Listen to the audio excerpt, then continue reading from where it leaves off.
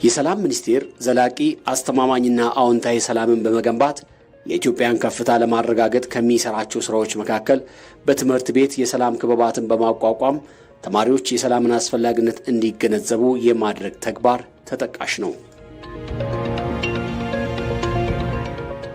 እኛ በፊት ብዙ ጊዜ ስናባክንባቸው የነበሩ ስራዎች እያገዙ ራሳቸው ምቹ መማር አካባቢ እየፈጠሩ እየሰራ ያለ ክበብ ነው። ወደ 13 የሚሆኑ ክበቦች አሉ። ካሉት ክበቦች ውስጥ በጣም ግንባር ቀደም የምንላቸው እነዚህ የተማሪ ፓርላማና የሰላም ሚኒስቴሩ እየፈጸመ ባለው ስራ ከክበባት ውስጥ ወደ ግንባር ቀደም ደረጃ የሚጠቀስ ክበብ ነው ማለት ነው።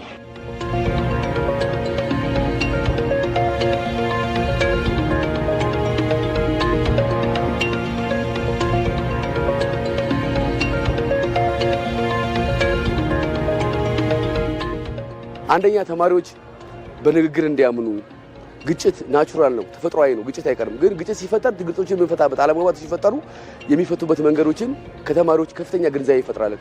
በሚዲያ ፕሮግራም ላይ ለተማሪዎች የሰላም እሴት ግንባታ ላይ የሰብአዊ መብት የተማሪዎች መብት ሰብአዊ መብት ላይ እንዲህ አብሮ የመኖር የመቻቻል ባህሪ እንዲመጣ በተማሪዎች ላይ በትኩረት እንሰራለን። በሰላም ከዋናነት አቋቁመን የምንሰራው ስራዎች ተማሪዎች የአብሮነት እሴታቸውን የመከባበር የባህል የቋንቋ ተከባብረው እንዲኖሩ እናደርጋለን።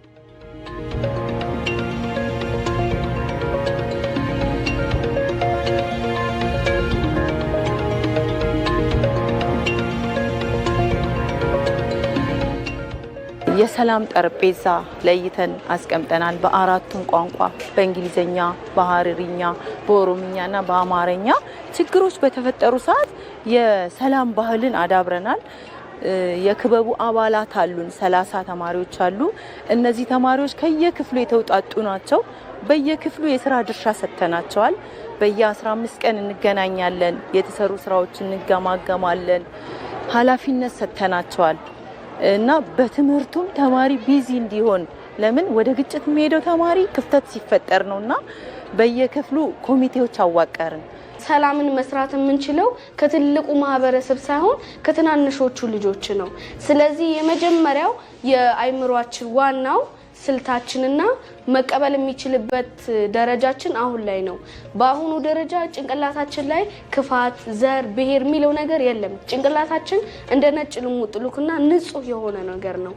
እዛ ነጭ ልሙጥ ሉክ ላይ ደግሞ ስለ ጥሩ ነገሮች፣ ስለ ሰላም፣ ስለ አንድነት፣ ስለ መተባበር ብንጽፍበት በኋላ የሀገር እድገታችንን በእነሱ ልጆች ላይ ማግኘት እንችላለን።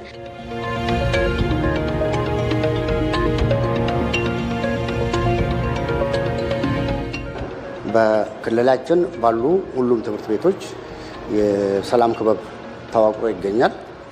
ለመዋቀር ብቻ አይደለም፣ ልጆቹ በፍላጎታቸው በክበብ ውስጥ ተሳታፊ ሆነው ክህሎታቸውን የሚያዳብሩበት እንዲሁም ደግሞ የአመራር በትምህርት ቤት ደረጃም የመወሰን የመምራት የማቀድ ሪፖርት የማድረግ ተግባራትን በአቅማቸው እንዲለማመዱ በሚያደርግ መልኩ በሁሉም በክልላችን ትምህርት ቤቶች አዲስ ከመጣው የክበባት አደረጃጀት መመሪያ መሰረት አንዱ የሰላም ክበብ ሆኖ ተደራጅቶ በአሁኑ ሰዓት ስራ ላይ እንገኛለን።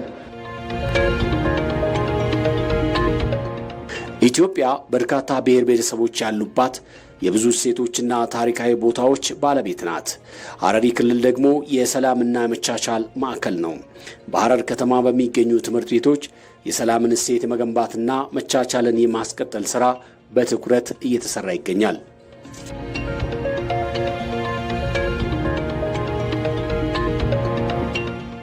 በፊት ትምህርት ቤቶች ተማሪዎች ራሱ እርስ በርስ የመጣላት ምልክቶች ይታዩ ነበረ። በፈተና ሰዓት የመረበሽ ያ ሁሉ ግጭት እንኳን ቢፈጠር በአሁን ሰዓት በሰላም ክበብ ይፈታል ማለት ነው። የራሳቸው ራሱን የቻለ አባል አለው። አሁን ያ ትምህርት ቤት ላይ ወደ 30 አባላቶች አሉ። የክበቡ ተጠሪ መምህር አለች ጋይድ የምታደርጋቸው። ምንም አይነት ችግር በአሁን ሰዓት እኛ ችግር አለ ብለን ማለት አንችልም። በፊት እርስ በርስ የሚጣሉ ተማሪዎች በየትምህርት ቤቱ የምንሰማቸው ነገሮች አሉ። ይሄ ነገር ከተቋቋመ በኋላ ግን ሰላም ሰፍኗል ማለት ይቻላል። በመጀመሪያ ደረጃ ተማሪዎችን እንደዚህ ክበብ ስራዎች ውስጥ ማሳተፍ በክፍል ትምህርት ውስጥ በክፍል ትምህርት ብቻ የምናገኘውን ክህሎት ውጪ ክበብ ውስጥ እንዲያገኙ እናደርጋለን። ይህም በመሆኑ ደግሞ ተማሪው ሁለንተናዊ እድገት ኖሮት እንዲያድግ በአእምሮ፣ በአካላዊው በስሜታዊ በኩል ማድረግ ያለበትን ስኪሎች ሁላ ይዞ እንዲያድግ ያደርጋል። ይሄ እሱ ያለው ጠቀሜታ ነው። የተማሪዎች መማክርት ምክር ቤት ወይም ክበባት ከተዋቀሩ በኋላ አሁን የማርፈድ ምጣኔ የመቅረት ምጣኔ ቀንሶልናል።